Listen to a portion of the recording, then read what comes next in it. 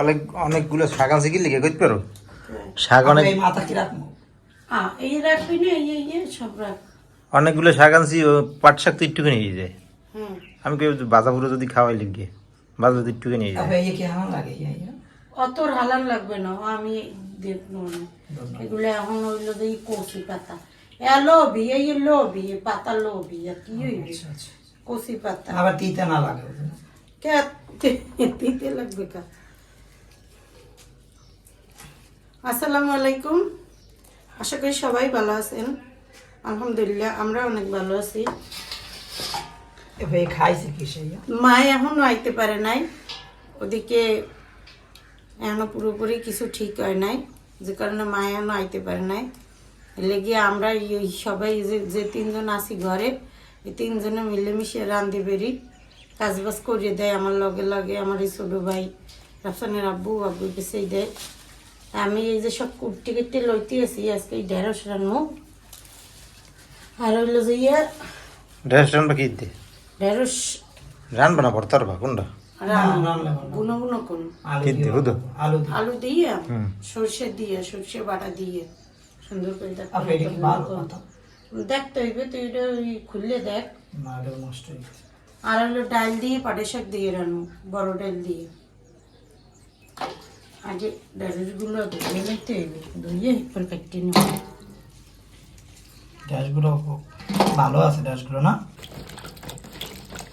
বাস মাঝখানে একটা ভাগ করে নিই।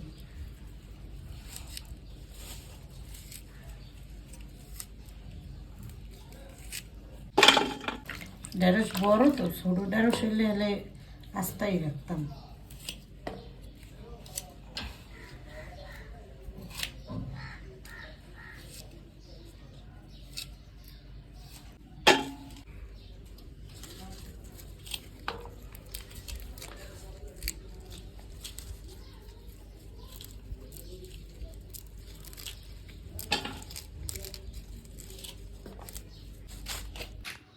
সুন্দর করে বইতাম। আরে এই না ভাইয়া দেখ আগে ওকে দিয়ে খায় ওকে দিয়ে খাই না, আগে দেখবি পাতাটা ভালো আছে কিনা। ভালো থাকলে লবি, অসুবিধা নেই।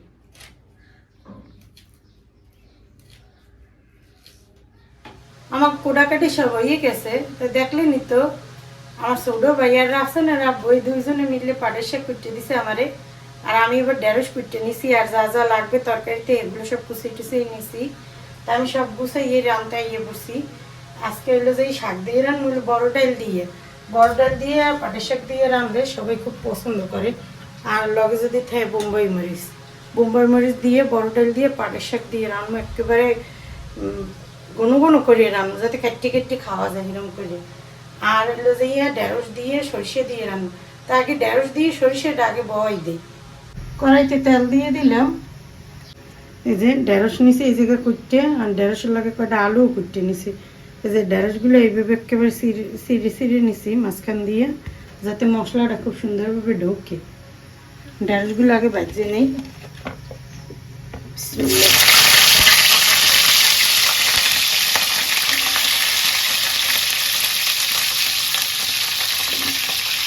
সবাই দারুণভাবে গরম হচ্ছে।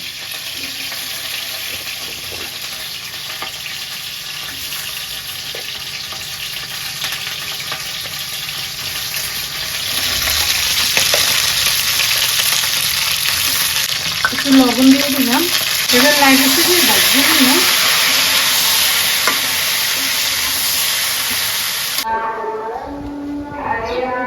ঢেঁড়স ভাজা হয়ে গেছে, আমি ঢেঁড়সগুলো আগে উঠেই নেই।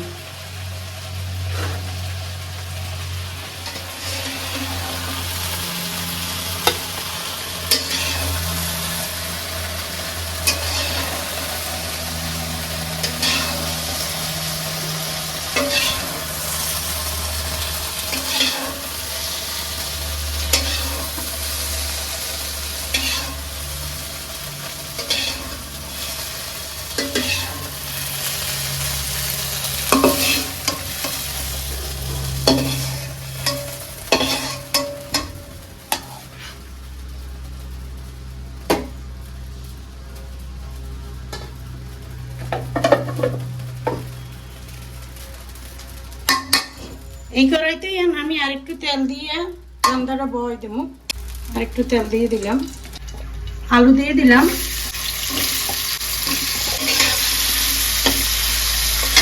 পেঁয়াজ কুচি দিয়ে দিলাম, বেশি করে দিন পেঁয়াজ, এটা কাঁচামরিচ দিয়ে দিলাম,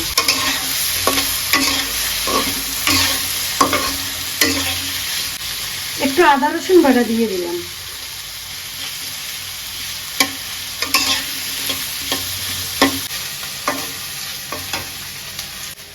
আলু পেঁয়াজ আদা রসুন সব ভালোভাবে টালা হয়ে গেছে। এখন হলুদ মরিচের গুঁড়ো দিয়ে দেবো, হলুদের গুঁড়ো, মরিচের গুঁড়ো, এবার একটু পানি দিয়ে দিলাম,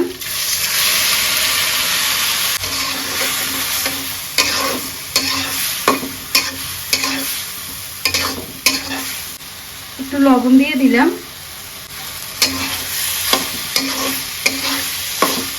এবার মশলার লাগে ভালোভাবে আলু কষাই নিয়ে একটু চাট মশলা দিয়ে দিলাম, খালি চাট মশলাটাই দিলাম। আলু কষাই হয়ে গেছে, এই যে আলু দিয়ে তেল ছাড়িয়ে দিছে। এখন আমি সরিষা বাটা দিয়ে দেবো। এই যে সরিষা আমি পানি দিয়ে গোলাই রাখছি, সরিষা বাটা দিয়ে দিলাম।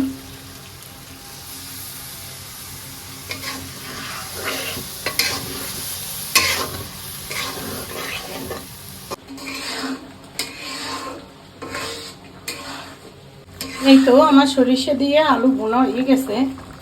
এখন ঢেঁড়সগুলো দিয়ে দেবো, ঢেঁড়স দিয়ে দিলাম,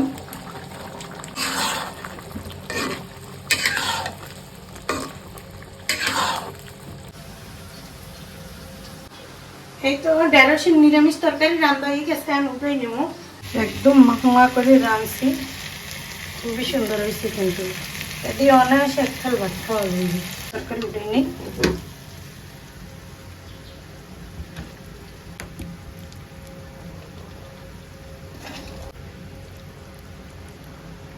পাট শাক দিয়ে ডাল রান্নার লেগে বড় ডালগুলো আগে সেদ্ধ বয় দেই। এর লেগে দিয়ে দিলাম পেঁয়াজ কুচি, কাঁচামরিচ, রসুন, একটু লবণ দিয়ে দিলাম।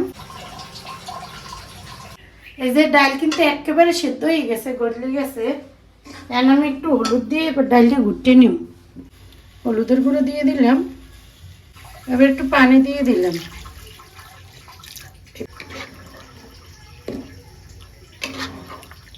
একেবারে সিদ্ধ হয়ে গেছে, খুব সুন্দর হয়। এইভাবে করে সেদ্ধ করে নিলে আর বাটাবাটি করা লাগে না।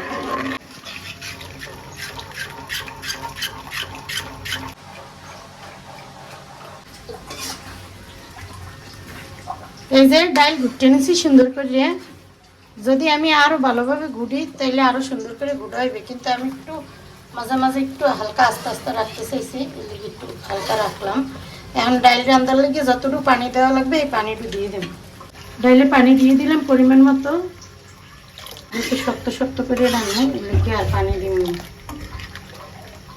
এখন বোম্বাই মরিচটা দিয়ে দেব,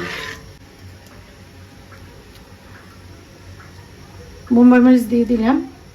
এবার ডাল ভালোভাবে ইয়ে আইলে পাটের শাক দিয়ে এরপর বাগার দিয়ে নেব।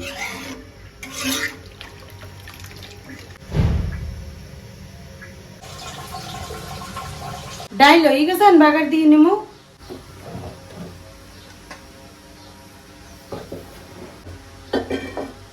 বাগারের লেগে তেল দিয়ে দিলাম, পেঁয়াজ আর রসুন কুচি দিয়ে দিলাম।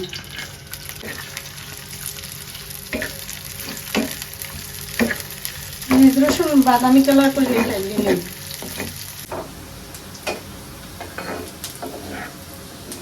ফোড়ন টালা হয়ে গেছে, বাগার দিয়ে নেই।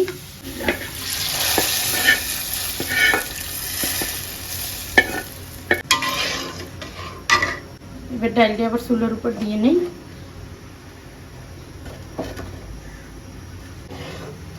উতলাই গেলে পাটের শাক দিয়ে দিই।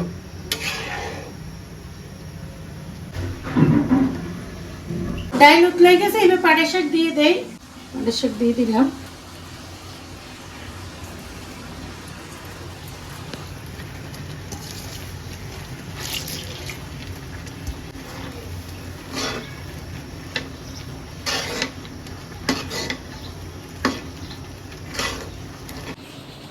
পাটের শাক বেশি জাল দিতে হয় না, অল্প জালে উড়েই নিতে হয়, আর অল্প জালে সেদ্ধ হয়ে যায়।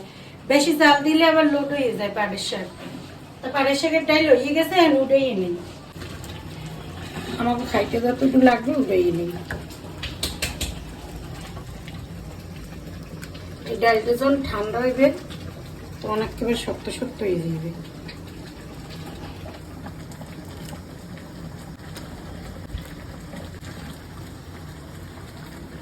আলহামদুলিল্লাহ আমরা দুপুরে খাবার খাইতে বসলাম। তো আজকে কি রান্না হয়েছে তা তো দেখলেনি। এই যে ঢেঁড়স, আরও দিয়ে ঢেঁড়স রান্না করছে, সাথে দিয়েছে সরিষা বাটি দিয়েছে। এরকম রান্না করাটা ঢেঁড়স খুব মজা লাগে, এই জন্য জান্নাত রান্না করছে। ঢেঁড়স রান্নাটা যে দেখেন, দেখতেই কিন্তু খুব সুন্দর দেখা যায়। খাইতেও আশা করি মজা হইবে। ঢেঁড়স নাই তো সব আলু। আলু দিছি, কত খেলে আলুই দেন। আলু আমার দিচ্ছি।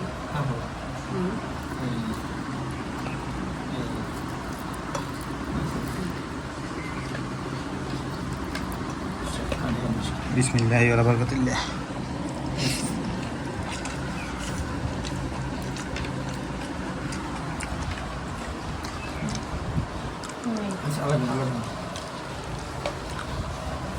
আমার রাফসানার অনেক পছন্দ ঢেঁড়সটা।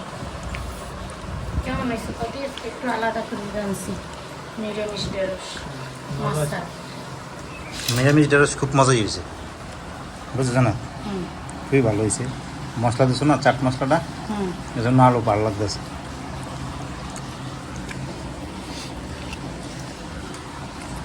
বিসমিল্লাহ।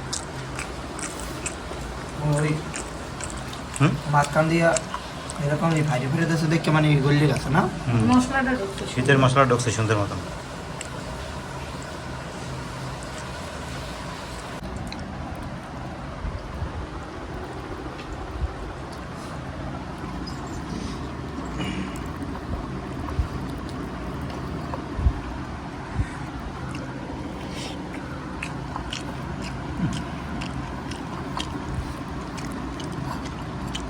মাছ দিলে যে মজা হইতো তার চাইতে অনেক বেশি মজা। বেশি মজা হয়েছে। মাছ দিলে আমি তরকারি তেমন একটা খাই না, এক বেলাই খাই।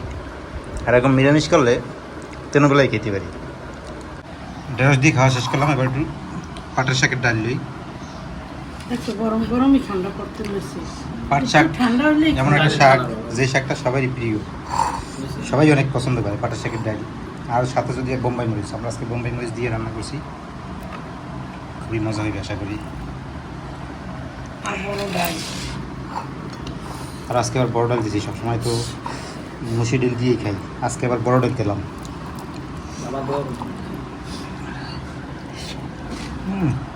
বোম্বাই মরিচটা তোমার পাতেই পড়ছে। এত পাটের শাকের ডাল, আরও দেশের সাথে বোম্বাই মরিচ। বোম্বাই মরিচের সেন্ট, যারা বোম্বাই মরিচ পছন্দ করে তারাই জানে। যে কোনো তরকারিতে বোম্বাই মরিচ ব্যবহার করলে 3 গুণ স্বাদ পাওয়া যায়। বোম্বাই মরিচটা এমন একটা মরিচ। দামাটি দাও।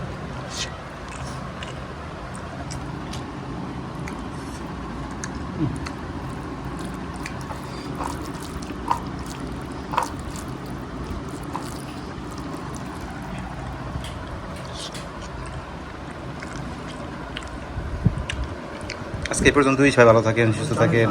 আল্লাহ হাফেজ। কি